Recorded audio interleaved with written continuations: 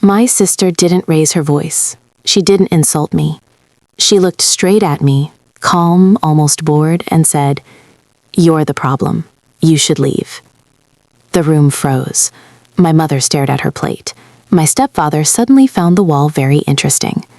So I stood up, picked up my bag, and walked out. No arguing, no explaining, no begging. 7 days later, my phone wouldn't stop ringing, her voice shaking. Why did I get an eviction notice? That was the moment she realized something she never expected. People you call toxic don't keep funding your comfort.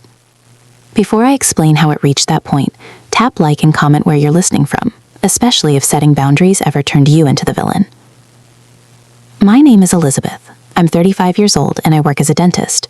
From the outside, my life looks calm, almost effortless.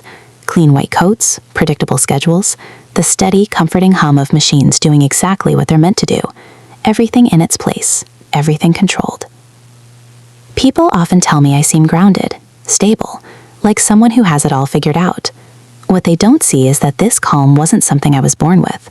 It was something I built, layer by layer, by learning how to endure without making noise, by learning how to carry discomfort so well that no one ever noticed it was there. When my biological father passed away, our home changed overnight, but no one ever talked about it. There were no family conversations, no space for grief, just a quiet understanding that life would keep moving forward, whether we were ready or not.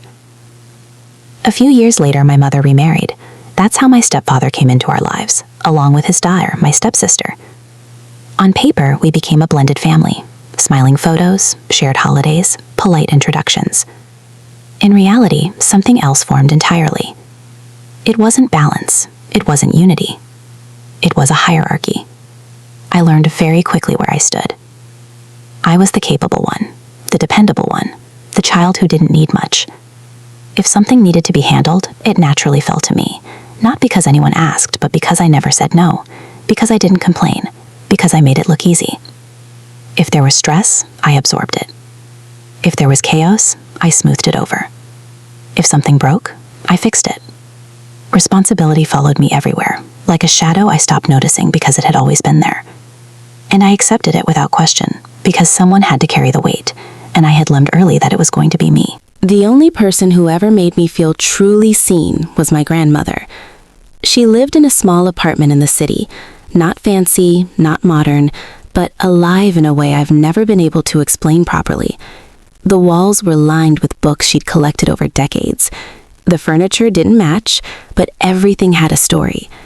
The curtains were thin and pale, and every afternoon they filtered the sunlight just enough to make the space feel gentle. Safe. She used to say, a home should feel like it's waiting for you. Not impressive, not perfect, just waiting. When she passed, she left that apartment to me, not as a reward, not as a prize, as a responsibility, something she trusted me to protect.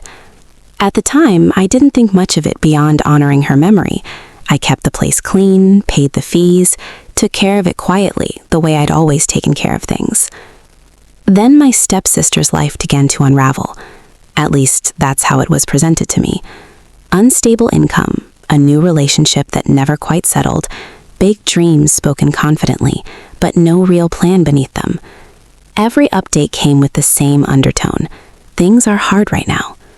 My mother approached me carefully, as if rehearsed. It would only be for a little while. The apartment is empty anyway. Family helps family.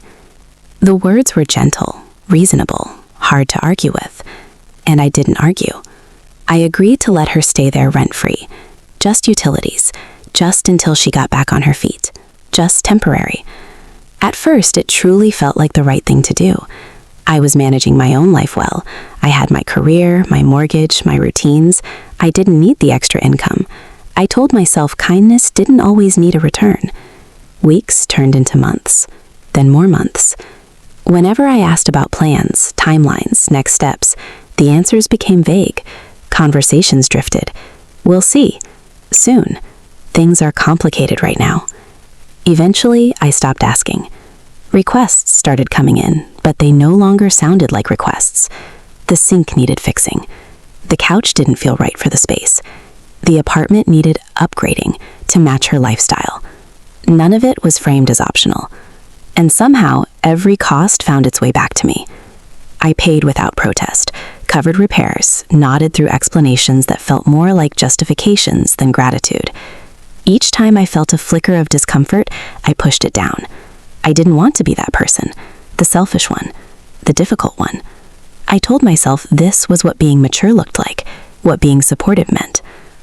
What I didn't realize, what no one tells you when you're quiet for too long, is that silence doesn't earn appreciation.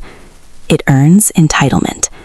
And by the time I noticed the shift, the apartment was no longer a home I was protecting. It had become a test, one I was quietly failing by never saying no. Nothing exploded overnight.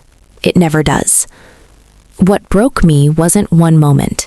It was a slow erosion, a steady wearing down that disguised itself as normal, reasonable conversation. It started small. A text would pop up in the middle of my workday. We might need help this month. No details, no explanation, no question mark, just an assumption hanging in the air, waiting for me to fill the gap.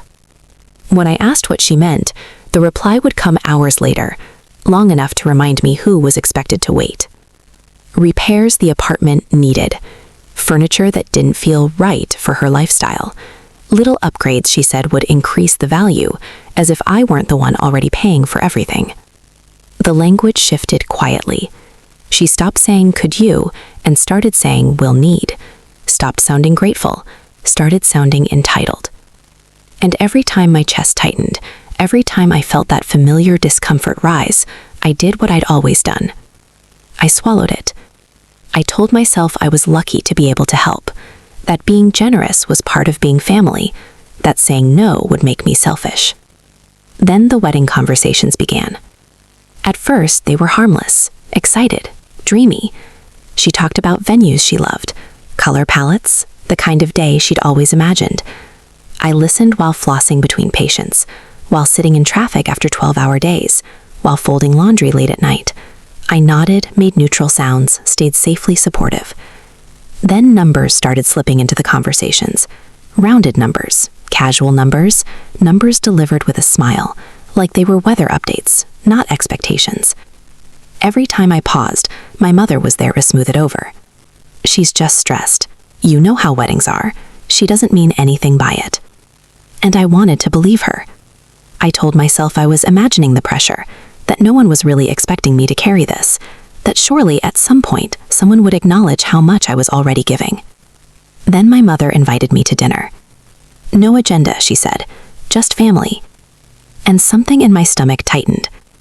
Because deep down, I already knew. This wasn't going to be just dinner. It was going to be a test.